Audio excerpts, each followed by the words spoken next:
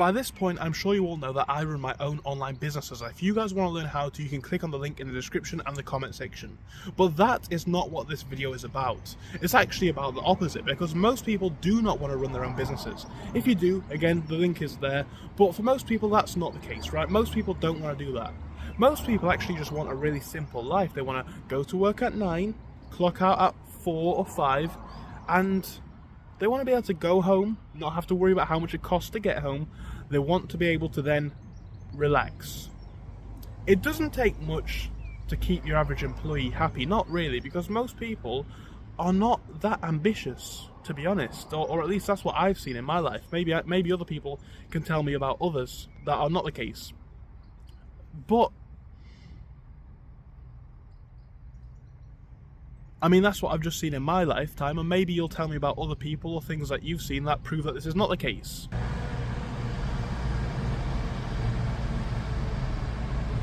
So going off of the idea that most people do not want to run their businesses because they do not want to deal with the taxes, the management of the business, all that sort of stuff, right? They want to just work. It doesn't take much to make your average employee happy. And what happens when an employee is happy is that they're going to work harder for the company, right? Because they feel a level of investment. And that doesn't mean that you need to give the employees shares. It doesn't mean anything like that, right? Give them fair credit and fair reward for their labor, and you know, you'll see an increase in skills. I mean, I've seen this myself because I'm very much into looking into businesses.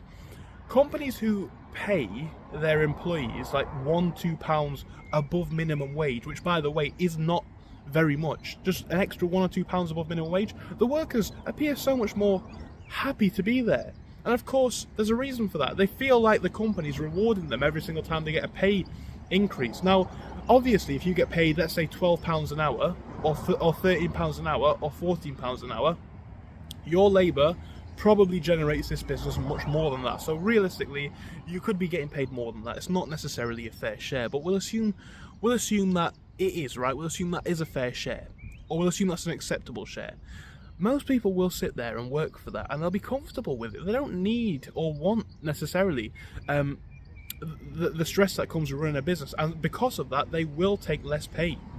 The trouble in the modern day is not many companies are the types that will pay their employees £2-3 above minimum wage to make them feel better. They're not the sort of places that will say, you know what, you have a special day off, or you have a special team building day or something like that, or you get a little bit of money towards this.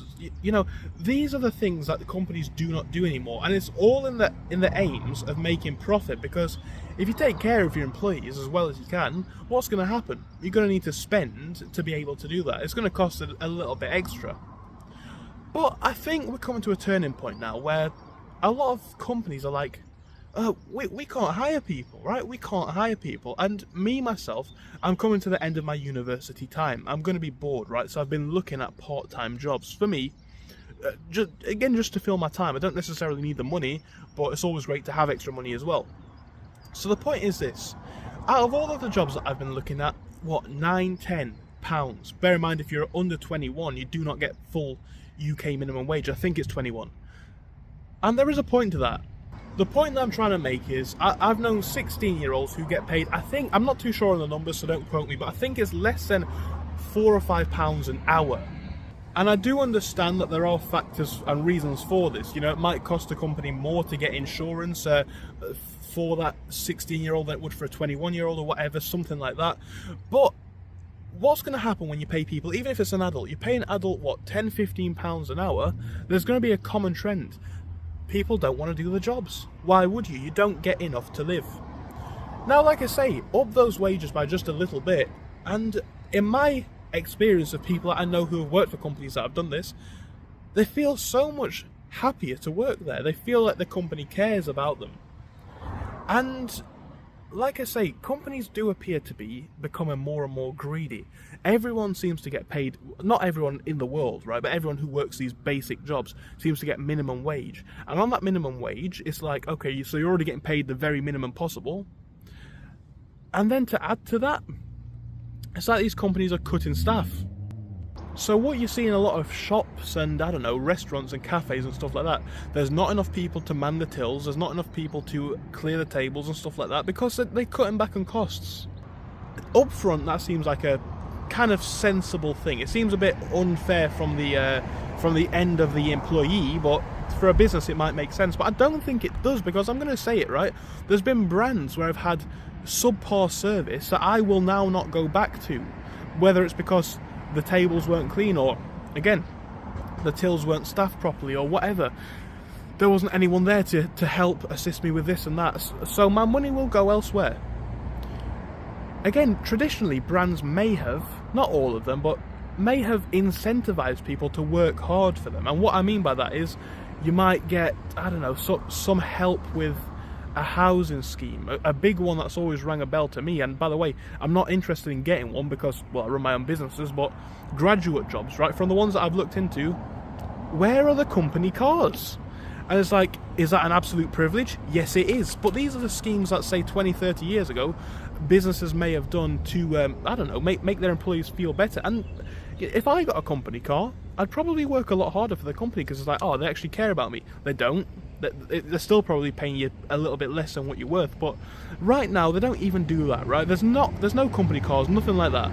And like I say, I'm aware that people might go on about, well, I'm moaning about this and I'm complaining, and to an extent that is true. But what I'm saying is, where has the care for the employees gone? The people who actually build the business, because it isn't the shareholders. Maybe they provide the capital, but they don't do the work, right? They're not the ones cleaning up the floors once the shop's shut, and they're not the ones cooking the cakes and, I don't know, flipping the burgers, all that sort of stuff. They're not doing that sort of stuff. It's the people on the ground who do. And companies, with how little incentive there is for people to work for them, and there's basically no incentive to work hard for them, because in a lot of these brands now, your career progression is finite and limited, and your pay is also the same.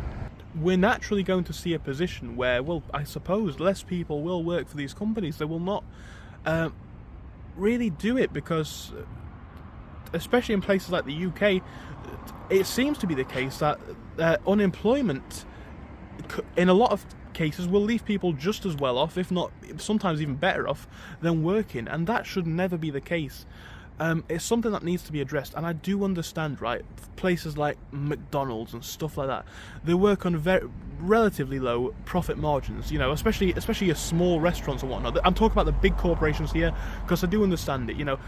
If you're running a little burger van, there's probably not much profit in that. You might be making £1, £2, £3 per burger, so it's understandable. But for the big corporations, the companies who once would have charged representatively significantly more in terms of salaries, they're the ones that we should be pointing our fingers at specifically, because they're letting the side down, you know, and they're letting our lifestyles go down too. Obviously the government is to blame to an extent, and they should be held accountable, really, because, well, it's in their interests to work for us. But yet again, it looks like we're seeing a lot of policies both from government and from companies where the you and me, the people who they need to work, is getting left behind. And like I say, it seems to be that we're seeing a lot of job vacancies. It's not because there's not people to work. Why would you work? Imagine this, right? You're a 17-year-old and you're trying to work hard. What are you going to do? You're going to give up your Saturday afternoon for what, £4 or £5 an hour? No, you're not really. For me, I've always done online businesses since I was about, 13. I'm not saying that they've all been successful, a lot of them haven't, but this is the only point in my life now where I'm even considering getting a job. And I know what you're going to say is like, oh, you're entitled, this, that. It's not necessarily that, because I didn't have a job, but I come from a poor family, right? I don't make any secret of that. I always made money online, and I'm not saying that's going to be the excuse and the way out for everybody, but what I am saying is this.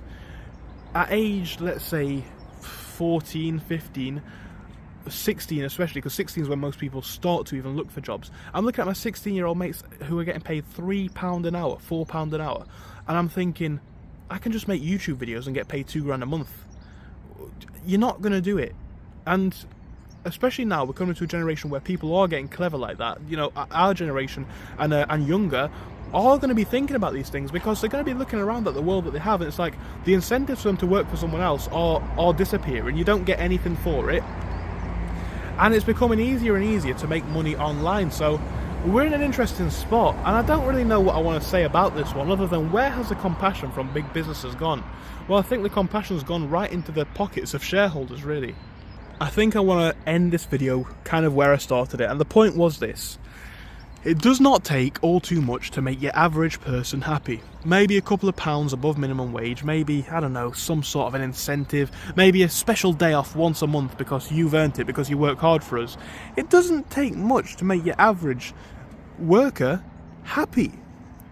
But businesses have forgotten this, they don't care, and it's this short-termism that I think is going to do for them, because like I say, record job shortages. No one wants to pick the work up because it's so poorly paid. Why on earth would you? Anyway, I suppose that is it for this one. Thank you, and I will see you in the next one. Do let me know your thoughts in the comment section, and like I say, if you want to learn how I make money online too, link is down in the comments and in the description too. Thank you, and see you soon. Goodbye.